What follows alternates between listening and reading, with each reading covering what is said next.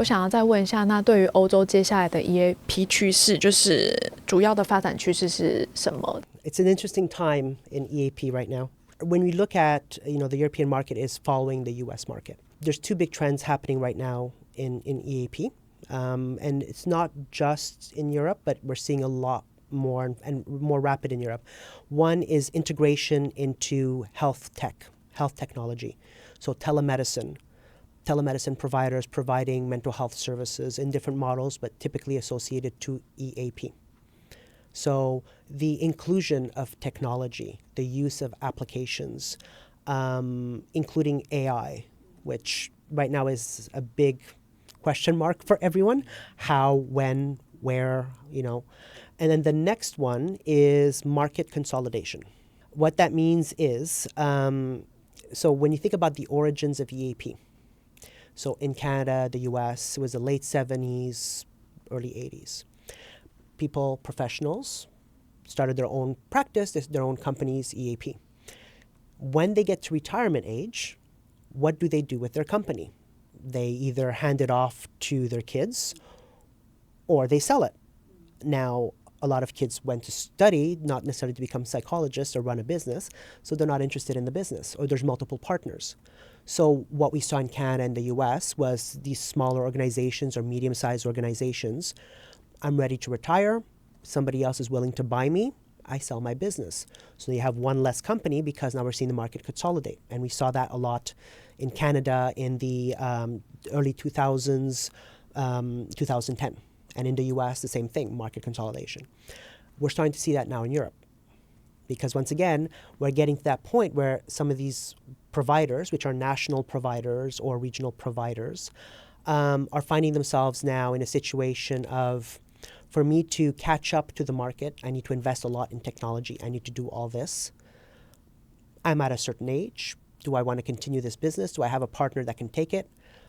Some of the global providers are willing to buy. So they're selling to either global providers or merging with other providers from different countries and becoming regional providers. So we're starting to see that market consolidation of amongst EAPs together, but also EAPs being bought by health tech. So that's one of the big things as well that you're seeing. 台湾目前大概不会有二代接班的问题耶，所以真的是趋势，对不对？ Exactly. In APAC, you're seeing that, right? Where people ready to retire, they're not there yet because, well, your industry started probably about 20 years ago, whereas the others it was 40, 50 years ago, right? So you're not necessarily at that point when it comes to that type of consolidation. However, the international players, the big regional players now have capital. And if they want to go international, well, they're going shopping. Because if I'm a Canadian company that wants to work in Taiwan, I have two choices. I can build my business here, rent an office, hire people, do all that, and not speak Mandarin. So that's going to be very easy, right? Or I can buy an established business and you become my country lead, right? These are different strategies that these international players will look at, is coming into the market and saying, do I build or do I buy? And buying is more expensive, but might be easier because building takes longer. If I buy something, it already has clients. I don't need to find clients. I don't need to. So we're seeing a little bit of that happening as well because of the consolidation, right? I'm consolidating in one region. I can always go into the other region and start consolidating as well. And one of the other things that we're seeing is a lot of startups in digital counseling, right? So the digital EAPs, right? A lot of those everywhere. And when you talk to some of these organizations, their goal is not to be an EAP or a digital provider. Their goal is to make something interesting so that somebody buys them. Yeah, 就是我接下来要问的问题。Thank you. 对，那我会再深化举个例子这样子。对，就是在刚刚 Kenny 讲的例子里面呢，AI 现在也是慢慢发展的趋势嘛。那我想要知道 Kenny 看待就是 EAP 跟 AI 的整合有没有利跟弊？如果讲这两个角度的话，就是利跟弊都想要请教 Kenny。那再来是刚刚 Kenny 后面有讲到，就是一些 interesting 的 program。现在我们有蛮多的机会都听到说，可能国外的供应商啊，他们会希望我们提供很像是一个更快速的平台，就直接在线上做媒合。想要知道说 Kenny 是怎么看待这个很像是竞争，但又很像是很有趣的一个发想的活动。So technology it's what we call a double-edged sword, right? Double-edged sword. It can go either way. It all depends on how you use it and how you implement it.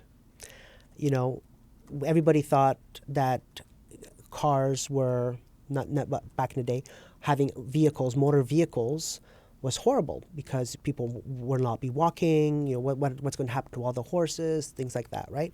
And there's a lot of worry around AI replacing counselors, as an example. AI has a place. I firmly believe that, our progress is tied to technology to help us, to enhance what we do, not replace us, right? Robots can only do so much. Technology can only do so much. Right now, I'm looking in your eye. I see your facial expression. I understand I can sense how you're feeling, your body language, etc. AI can't do that yet. We'll see what happens in the future. But at the moment, it cannot. But you can never remove that human element, because even if I could detect that, if I know that you're a robot, I won't feel the same connection to you. So it won't necessarily be as open. So that's my just general view around the whole idea of AI. I firmly believe, though, that AI can help counselors. I was recently reading about a project that's being worked on, which is something that I thought would be fantastic. It's actually something happening here in Asia, where AI is being used to collect, anonymized, obviously, case data, case notes, everything from all the counselors. And then the idea is that you as a counselor, you have a sort of chatbot or AI assistant, like your own chat GPT, to talk and say, hey, I'm working with this client, I'm working with Kenny, and I'm struggling. This is what's going on. Do you have any suggestions for me? Almost like talking to a colleague. The difference is the colleague only has his experience. The AI has the experience of 500 colleagues. And having tools like that could actually be very beneficial for a counselor, as an example. For individuals who prefer self-service tools, right? The same thing. AI can be used to help triage and make the process of getting into counseling more efficient.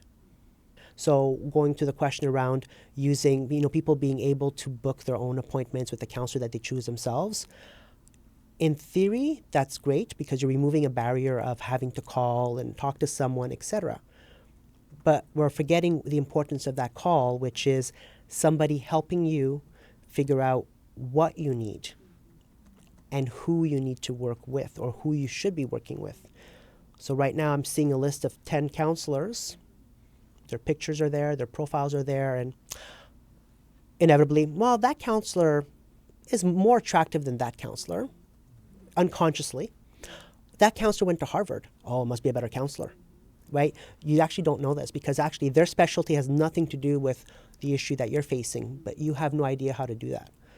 So, unless you have an AI that is then built to triage that for you, and then the recommendation, it makes recommendations for you.